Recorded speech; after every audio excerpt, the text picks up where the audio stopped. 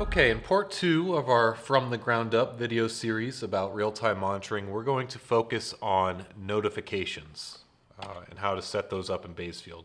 So let's go back to the Baze house. If you remember this from part one video, the Baze house represents Bazefield. Down at the bottom floor, we have data integration and how we take raw data up into the first floor of real-time monitoring here. And we're specifically going to talk about point three here. So point three is we went over asset operations, and asset operations is great, right? It has a lot of different bells and whistles in a standard sense for different types of inverters or turbines. You can view alarms, events, statuses, et cetera, et cetera. But there's always going to be some critical condition that is very specific to a certain site that you want to monitor and get alerted about. Let's say, a certain temperature spike that you want to monitor for, a transformer that is having an issue, or a certain breaker opening and closing often, and you want to get an email every time that happens. So that really is where conditions come into play, or rather notifications. Notifications themselves work on conditional data. So when I say conditional data, you see it diagrammed here. Conditional data is just like if then that. It's just an if statement where it's if this is happening and that is happening, or this is happening, then do this. So that's how we set up a notification. We string together different conditions and we say, hey, when that happens, let me know. Send me an email, send me a text, bro. A few different kind of branches, or a few different ways you can think about. It's not just sending a notification if something occurs, but we also have event windowing in Bazefield. So not only can you say maybe you want a notification when a certain condition occurs, but maybe that condition needs to occur 5 times within an hour. Let's say for this second example. And you don't want to get an email alert every time the condition happens, but hey, I want an email if that happens 5 times in an hour, probably something's going on.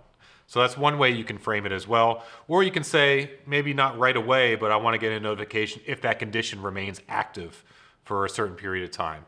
So an example of that is if the active power is less than 0 for more than 8 hours, i.e. the machine hasn't been running in 8 hours, then send me an email. So beyond just if this and that, you can set up windowing conditions for how to set these up in Bazefield. We'll show you the demonstration of how to do this. This is just a screen cap of the user interface. So really all it comes down to is choosing sites or assets that you want to apply this notification to, and then setting up both the domain point conditions and the duration, the windowing conditions here for what you want to be alerted on, and then setting up messaging. So you can set up any type of message that you want, which will come to your email or phone about what is occurring here. And we'll show several different examples of this. Just to visually show you, to walk in the different types of conditions. The first type is when you define no type of window conditions down here at the bottom. You just leave these blank and you say, hey, whatever my conditions say, if those occur, I need an email. So an event comes in, meets the conditions, the user specified, get the email. The second part again is based on frequency. So in this case, you define an event window, let's say shorthand 1 hour here, 1H, and you want a minimum of 4 events of the condition that you specify to occur before you get an email. Then within this event window, when the first time that when that condition triggers, it triggers a counter in the system, and if it counts 3 more counters for a total of 4, then you'll get the email. So this is good to monitor really frequency if a certain thing is happening within a defined window. And again, the final way of thinking of it is more of a duration threshold. So again, when a condition occurs or when a trigger occurs and the conditions are met, then it will start an internal counter. And that's if that internal counter, if there's no false conditions that reset this, if that duration condition is met, in this case 1 hour, then you'll get an email. So again, this could be, if the active power is less than 0 for an hour. So very kind of simple visual descriptions that I hope make sense of what you might see in that user interface. But now let's get into Bazefield and use that interface and show you how conditions work a little bit.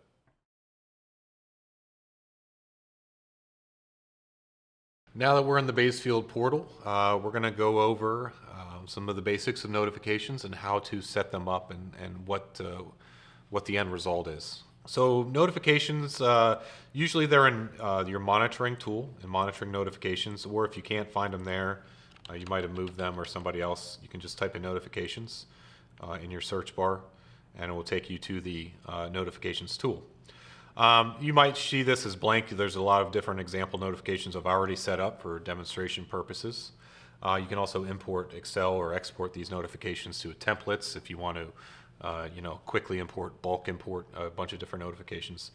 But each of these contains all the conditional based logic for doing different things. So it could represent D rates of a machine. They could represent communication losses on a site.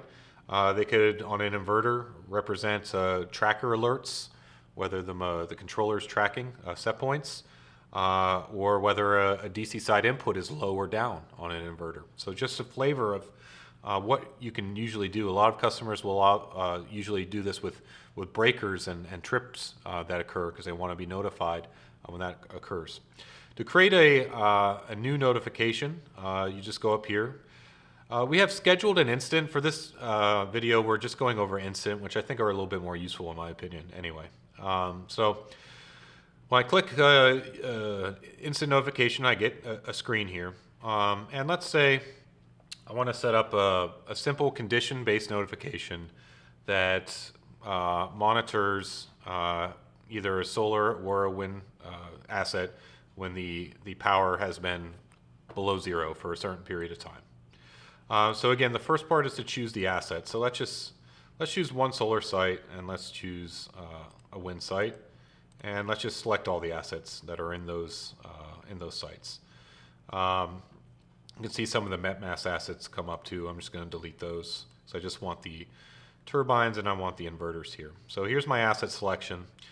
Now I'm ready to really set up conditions. So a condition is just a series of chains, if-then statements, more or less. And I get to choose my domain point that I want to make a condition on.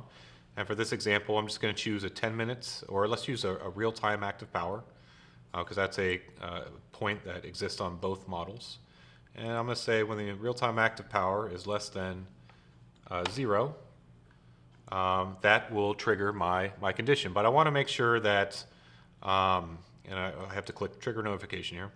I just want to make sure that happens for at least 1 hour before I get a notification.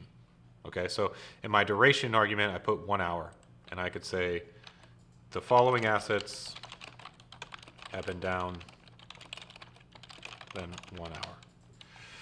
And that will give me the message that is sent, and then it will the notification will smartly tell me, which of these assets triggered this notification. And the subject of the email, assets down too long, please check these, or whatever you want to add in the generic email message. And I'm going to send a mail. You can send an SMS too, but I'm just sending a mail. I'm going to send it to Engineer A, because Engineer A is the guy I like to bother when I don't know what's going on. I can even set a window of when I want this notification to occur. So maybe I only want to there's a specific week, maybe starting tomorrow into the 25th. I only want this notification to trigger during next week, let's say. When I'm ready, I've set up the logic here, and I just hit save. And this will create the notification template. And so when I go back to my notifications, you'll see the actual, I forgot to give it a name. It's just called new. So this is, let's say, assets low or down for more than 1 hour. And let's just save it. So now this condition template has been saved, and it's going to start checking the active power of all these assets. And when this condition is hit for longer than an hour, I'll get an email. So very simple user interface to set up notifications. Other things you can do, just to show you a few other cool things, you want to monitor component temperatures. Let's say I choose a bunch of assets, wind assets, and I want to say when my gearbox bearing temperature is above 65 degrees and my active power is greater than 0, i.e. my gearbox is running pretty hot and the machine is operating, I want to get a notification, and I want this asset message to show up. And you can even, with this shorthand notation, embed the actual data in the message itself, and I'll show you that here in the email. So here I'm just saying this also has to be active for an hour. So these conditions would have to be active for 1 hour. I could even add more. I could add an or condition, another and condition. So you can make this really flexible way, or even write a custom equation, a custom expression of an if statement if it gets very complicated, right? So this is how you to modify or change notifications. You can also add different kind of sub notifications. So if you want to group all your temperature notifications together, let's say I want my gearbox and my generator notification to hang in the same general template, I can manage things that way. And now my generator temperature notification just looks at the generator domain point. Okay? So whenever these notifications hit, you'll get an email, and we also store these in a complete log, right? So if you click on any of these, you can see what object it occurred on and when it happened. So it has full transparency on if a notification was active and when it occurred.